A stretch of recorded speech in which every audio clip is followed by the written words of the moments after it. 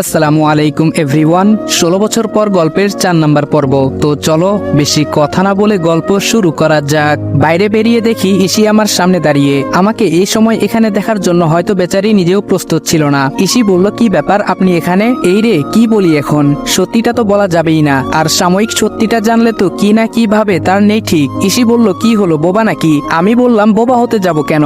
EC বলল, তাহলে answer কোথায়? আপনি এত সকালে এখানে কি করেন?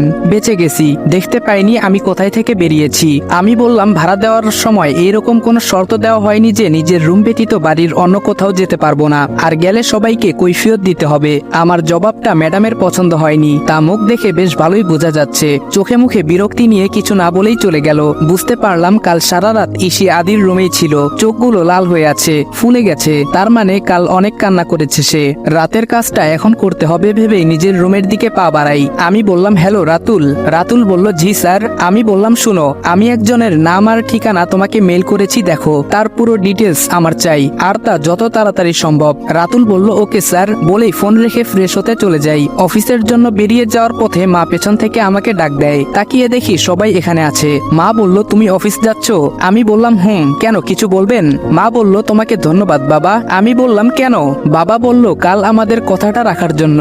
আমি বললাম, ও আচ্ছা ঠিক আছে, মানুষ হিসেবে এটা আমার এক প্রকার দায়িত্ব বলেই মনে করি। পেছন থেকে ভাবি বললেন, তা ভাই আমাদের সাথে ব্রেকফাস্টটা করে যাও, ক্ষতি কি তাতে? ভাইয়া বলল, হ্যাঁ তা তো ঠিকই বলেছে। তুমি আমাদের বাসায় থাকো, আর রোজে দেখি তুমি বাইরের রেস্টুরেন্টে খাবার খাও। এর থেকে বরং আমাদের সাথে খেলে কি এমন হয়?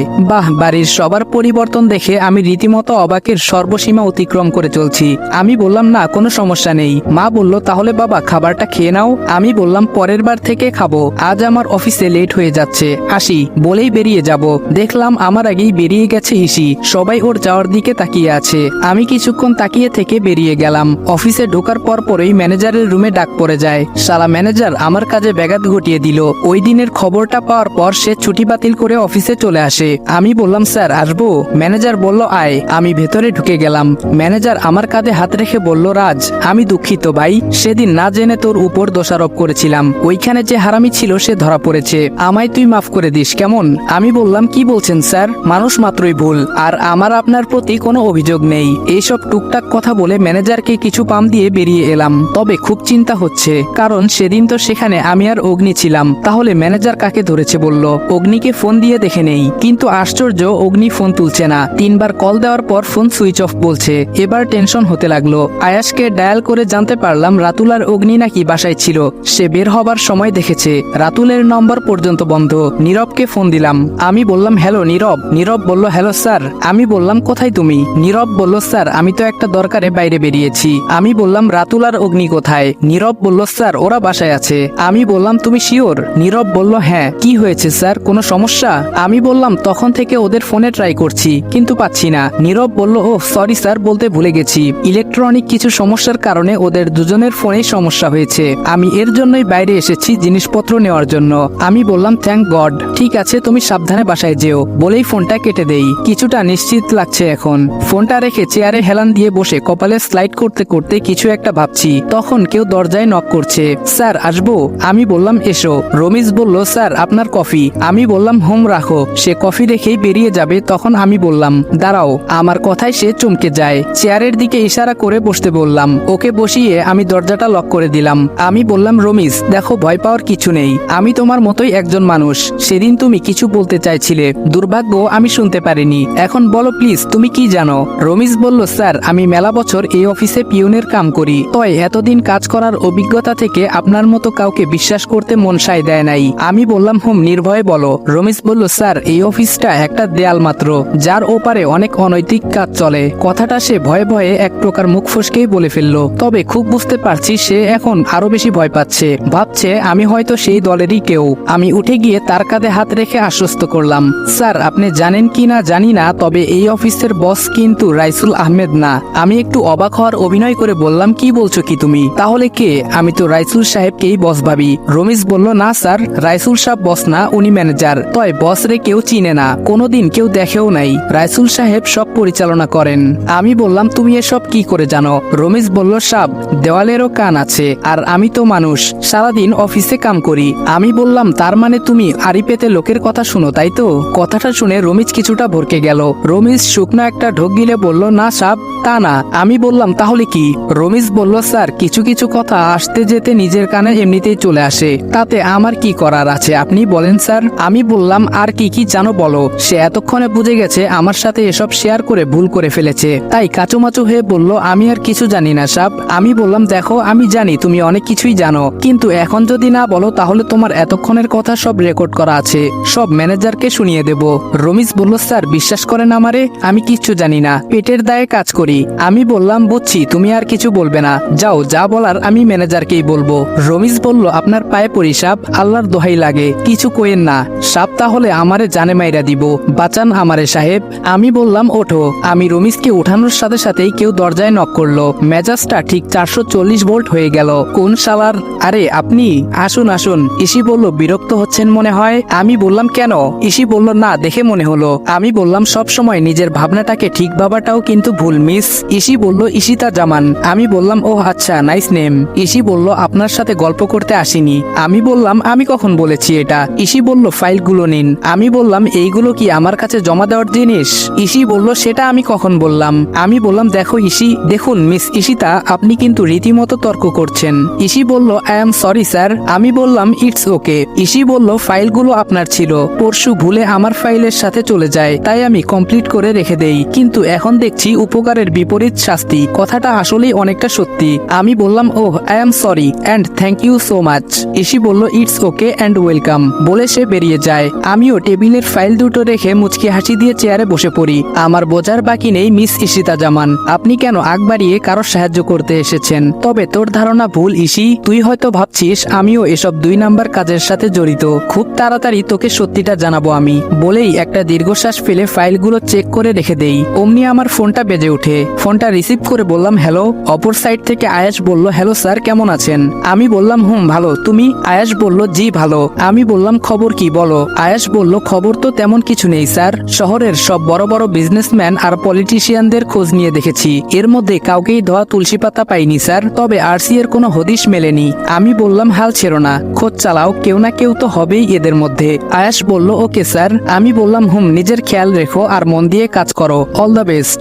বলেই ফোনটা রেখে নিজেও কম্পিউটার অন করে কাজে লেগে পড়ি। আজ রাতে একবার সেই স্কুল ঘর এরিয়াতে যেতে হবে।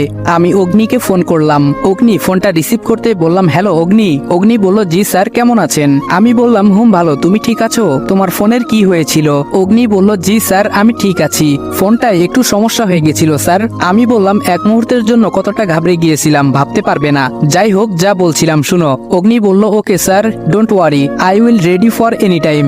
আমি বললাম, good and best of luck. অগ্নি বেচারাকে টিমের পক্ষ থেকে একটা ক্রেডিট দেওয়া উচিত। আমার কথায় রিস্কি কাজেও দ্বিধাবোধ করে না এক মুহূর্তের জন্য। অগ্নির সাথে কথা শেষ করে দ্রুত অফিসের কাজগুলো শেষ করে নিলাম। রাতের জন্য প্রস্তুতি নিতে হবে। বেরিয়ে যাব, ঠিক তখন ম্যানেজারের সামনে পড়লাম। ম্যানেজার বলল, কোথায় যাচ্ছিস রাজ? বড় ভাই বলায় শালা মাথায় চড়ে বসেছে দেখছি। আমি বললাম, আসলে স্যার, আমার কাজ কমপ্লিট করে ফেলেছি, মাথাটা তখন থেকে ঝিমঝিম করছে, তাই আপনার রুমে যাচ্ছিলাম এটা বলতে যে আজ বাড়ি চলে যাই। ম্যানেজার বলল, ও আচ্ছা, ঠিক আছে, যা, রেস্ট নে, আজ তোর ছুটি। আমি বললাম, ধন্যবাদ স্যার, অসংখ্য ধন্যবাদ, বলেই চলে এলাম। ম্যানেজার নিজেও সামনের দিকে হাঁটা ধরলো, আর আমি পেছনে ফিরে কিছুক্ষণ ওর যাওয়ার দিকে তাকিয়ে একটা ডেবিল হাসি দিলাম। বেচারা বুঝতে পারছে না কার উপর এত ভরসা করছে। বাসায় পৌঁছে নিত্য প্রয়োজনীয় কাজগুলো সেরে নিলাম, সাথে রাতের কাজের জন্য কিছু প্রস্তুতি। ওদের 4 জনকে জানিয়ে দিলাম সবকিছু, তবে আমার সাথে যাবে শুধু অগ্নি। দেখতে দেখতে সন্ধ্যা হয়ে গেল। আমার কেন যেন মনে হয় আমার উপর কেউ নজর রাখে, তবে সেটা ইসি ছাড়া আর কেউ না। যত যাই হোক, সে তো একজন প্রশাসনের লোক আর উচ্চপদস্থ অবস্থাতেই আছে, তার পক্ষে আমার মতো একজন মানুষকে সন্দেহ করাটাই স্বাভাবিক। তবে জানে মান, তোমার আদিও কিন্তু কম যায় না। যাই হোক, ওকে নিয়ে পরে ভাববো, এখন নিজের কাজে মন দেই। এখন রাত 12টা বাজার কিছু সময় বাকি। ফোন দিলাম অগ্নিকে। আমি বললাম, হ্যালো অগ্নি। অগ্নি বলল, হ্যালো স্যার। আমি বললাম, আর ইউ রেডি? অগ্নি বলল, yes sir, I am ready. আমি বললাম, ওকে, তাহলে তুমি বের হও, আমি আসছি। ফোনটা কেটে আমিও বেরিয়ে পড়ি। সময় মতো পৌঁছাতে হবে। 12টা বেজে 16 মিনিটে আমি পুরো প্রস্তুতি নিয়ে গন্তব্যে পৌঁছে যাই। গিয়ে দেখি অগ্নি আমার জন্য দাঁড়িয়ে আছে। আমি বললাম, কখন এলে? অগ্নি বলল, এই তো এক্ষুনি। আমি বললাম, লেটস গো। বলেই দুজনে নিজেদের বাইকগুলো নিরাপদে রেখে সামনের দিকে পা বাড়ালাম। অতি সাবধানে দেওয়াল টপকে ভেতরে পৌঁছে গেছি।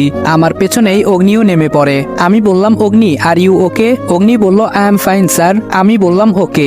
দুজনে চুপি চুপি পা ফেলে ভেতরে ঢুকে গেলাম। লাগালাম এবং দুটো ক্যামেরা জায়গা মতো সেট করে দিয়েছি। কিন্তু দুর্ভাগ্য, আমাদের তৃতীয় ক্যামেরাটি নিয়ে এগিয়ে যাওয়ার আগেই আমাদের উপর কেউ আক্রমণ করে দেয়। ঘটনা এতটাই তড়িৎ গতিতে ঘটে আমরা কিছু টের পাইনি, তবে নিজেদের সামলে নিয়ে লুকিয়ে পড়তে সামর্থ্য হই। তবে প্রতিপক্ষ নাছোড়বান্দা, তারা শুট করতেই থাকে। হামাগুড়ি দিয়ে আমার শেষ রক্ষা হলেও রক্ষা হয় না অগ্নির। বেচারার বাম হাতের কনুইয়ের কিছুটা উপরে একটা গুলি লেগে যায়, তবে সেও একজন সাহসী এবং প্রশিক্ষণপ্রাপ্ত অফিসার হয় বেশ শক্ত সামর্থ্য একজন ছেলে, তাই গুলিটা হজম করে নেয়। অগ্নির হাতে গুলি দেখে আমার মাথা পুরো গরম হয়ে গেছিল, তাই আমি পিস্তলটা বের করে কয়েকটা শুট করতে করতে সামনের দিকে এগোতেই বাধা দেয় অগ্নি। সে হাঁপাতে হাঁপাতে বলে, স্যার সামনে যাবেন না, এতে আমাদের মিশনে ব্যাঘাত ঘটবে স্যার, ওদের আমরা পরে দেখে নেব।